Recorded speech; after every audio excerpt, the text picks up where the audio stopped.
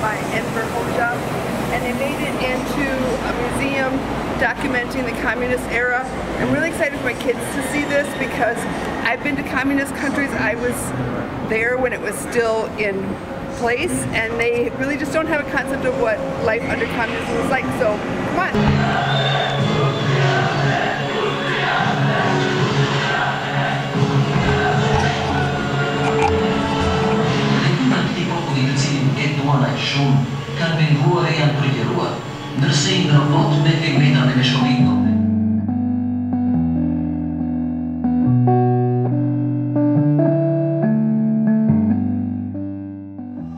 Yeah, to me this is the most chilling part of the communist dictatorship. These are all names of people that were killed as political prisoners throughout the years in Albania.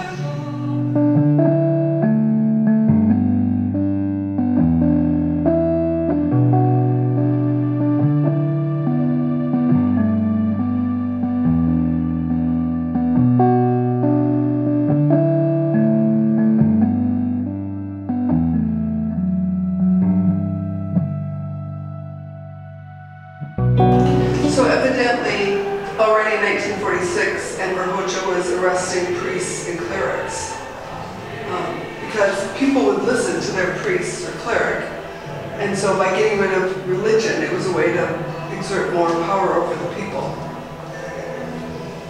In fact, Albania is the only state that was considered a fully atheist state. It was the law that they had to be atheist. Does that mean that they weren't allowed to practice their religion?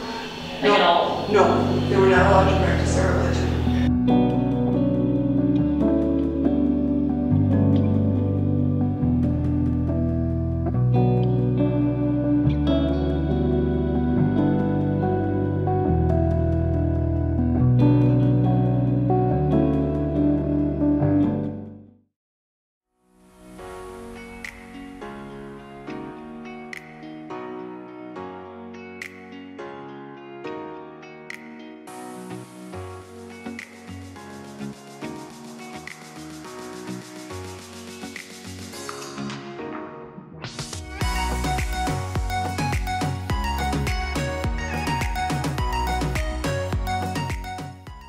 I love about Tirana so far is everywhere you go you get fresh squeezed orange juice. I love fresh squeezed orange juice. You got it. It was delicious. 4 times. It was delicious. It was. That was one thing that William, the other day, that guy that we were talking to, he was saying about how during the communist era that the fruit was so delicious and wonderful. I feel like he took kind of a nostalgic viewpoint of that. Yeah, I kind of got that vibe. That way. Yeah. You seem to think it was better before. I know. Yeah, kind of did. Which for him maybe it was.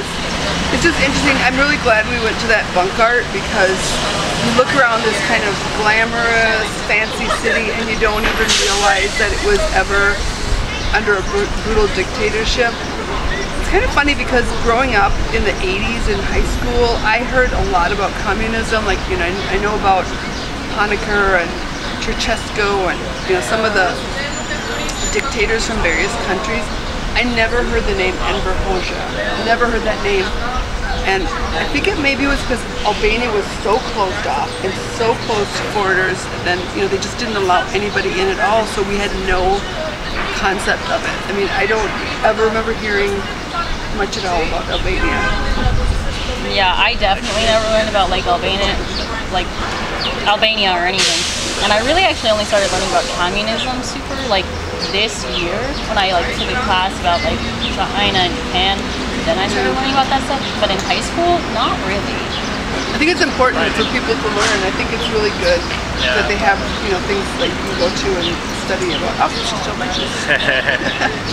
Good stuff. Can I have some? You had your own. Don't give it to him. It'll be gone. Anyway, but that was good. Visiting that bunk art was well worth it.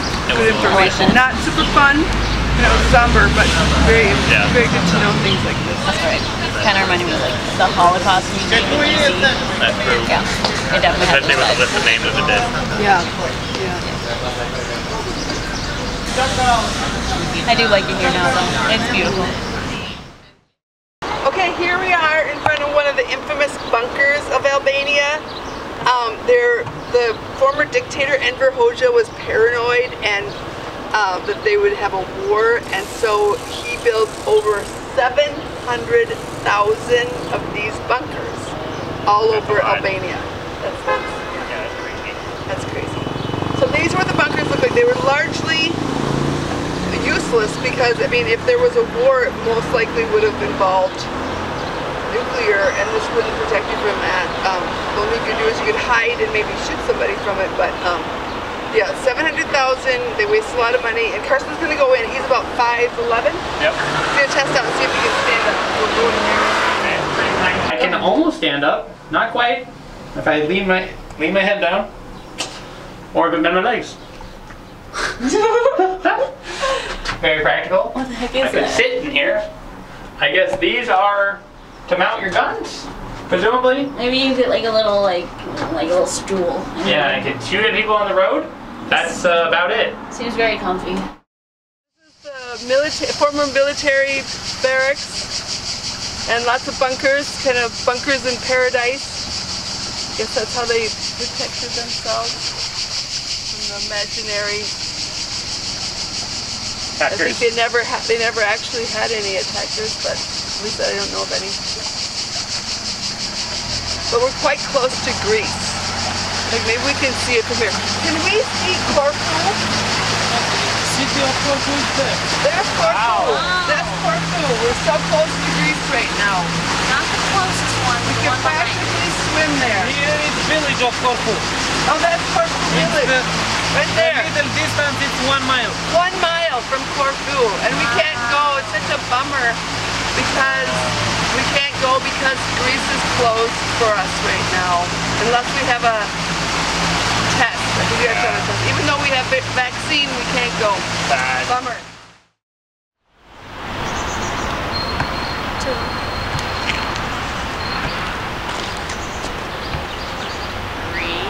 Three. So there's 3 in this one park, this small area, and they're all spread out. So it's like, I don't know the point, but they're all over.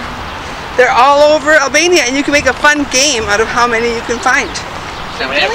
That's my recommendation. Where are we at, Karsten? I don't know, 9 maybe?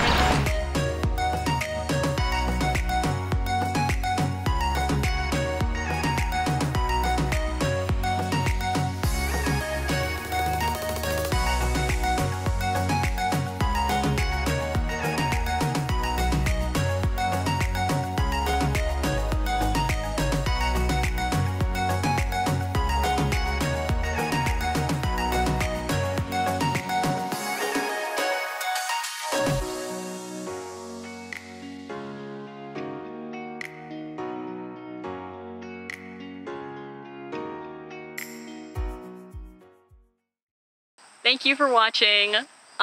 Don't forget to like and subscribe, and we'll see you guys next time.